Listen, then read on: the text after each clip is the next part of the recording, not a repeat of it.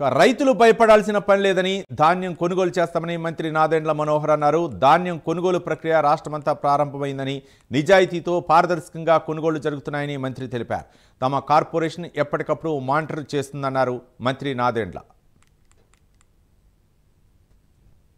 సోదరులందరూ కూడా ఒక నమ్మకంతో మా కూటమి ప్రభుత్వం అందిస్తున్న ఒక భరోసా, నిజాయితీగా పారదర్శకతతో మేము చేస్తున్న ఈ కార్యక్రమానికి ప్రతి ఒక్కరి అంచనాల మేరకు, ఆశించిన మేరకు క్షేత్రస్థాయిలో దాదాపు 16,000 సిబ్బంది కృషి చేస్తూ, జిల్లా స్థాయిలో ఉన్న మా జాయింట్ కలెక్టర్లు, కలెక్టర్ గారు వీళ్ళందరూ కూడా మా కార్పొరేషన్ నుంచి ఎండీ గారు రెగ్యులర్ మానిటరింగ్తో ఈ కార్యక్రమాన్ని ముందుకు తీసుకురాగలిగాం.